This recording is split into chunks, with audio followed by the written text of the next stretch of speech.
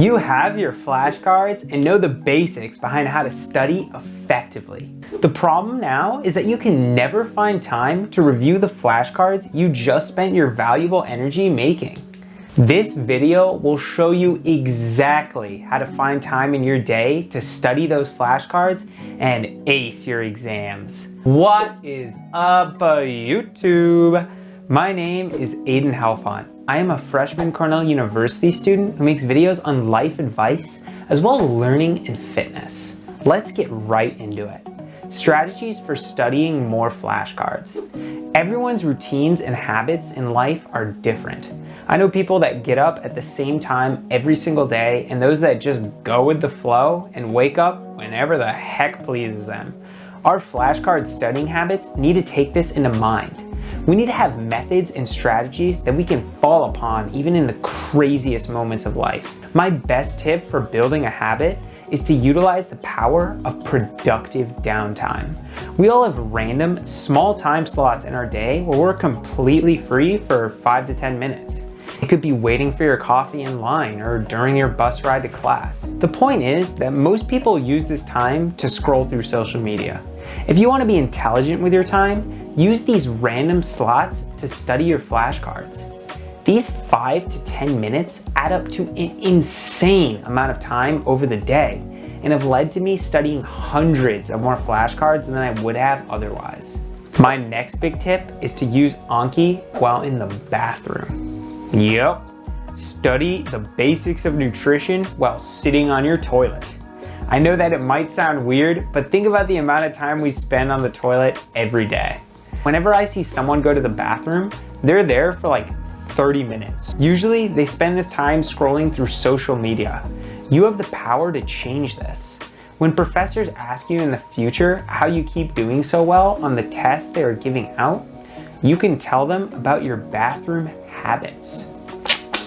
My next big tip is to build Anki into your regular studying sessions for classes. While doing flashcards sporadically throughout your day is a great way to study, you will still probably want to do more focused, blocked out study sessions as well. You can build in Anki to these study sessions. Anki has a custom study feature that allows you to study flashcards even when you finish your daily reviews.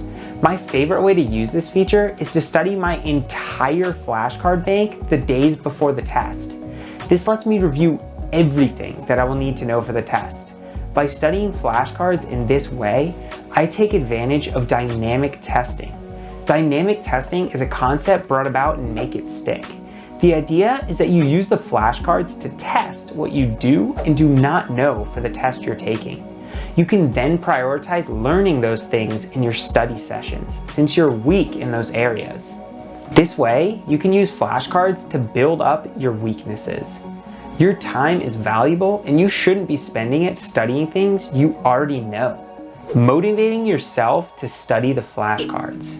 Another question to address is how to motivate yourself to study your flashcards. If you want to see 2 videos that detail how to do this, check out my video on how to stop procrastinating and stay motivated, as well as 6 tips for reducing distraction in college. I can go over some of their main points right now so you can start to study like a flashcard champion.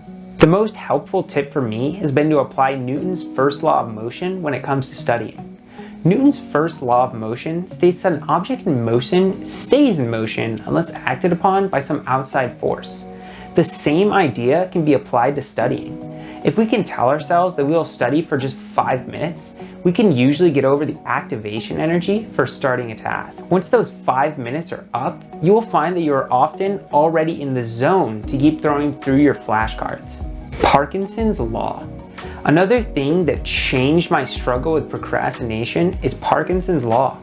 Parkinson's law states that work expands to fill the time that we allocate to it. To make Parkinson's law work for us instead of against us, we should schedule artificial deadlines. Typically, we don't struggle to do work when the deadline is the next day. However, by scheduling artificial deadlines, we can make ourselves think we have to do something right away. We use our procrastination mindset to our advantage. All you have to do is make deadlines for things on your calendar or actions to do things on your to-do list. Check out my video on how to use Google Calendar effectively to see how to do this. Typically, I like to schedule time to study about 1 or 2 weeks before a test every day. This makes it vastly more likely that you'll sit down to study and do your flashcards. My last tip is to realize that there is nothing wrong with taking a day off. Anki flashcards isn't going to kill you if you miss 1 day of doing flashcards. All of the cards that you don't finish will move on to the next day. So if you're ever particularly busy on one day or would like to spend the day with friends, don't feel bad about skipping 1 day to relax and unwind.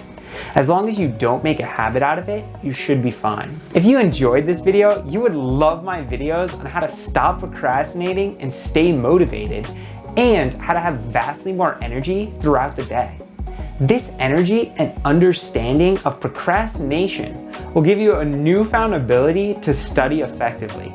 Ultimately, the entire point of using flashcards and learning how to study is not only to learn the material better, but also to leave more room in our schedules to do the millions of other things that we can with our lives. Hanging out with friends, learning a new skill, or pursuing a reading goal. School isn't everything, and Anki is one of the best apps I have found to help me do other things with my life. It can do the same for you. As always, I hope you have a fantastic day, and bye-bye.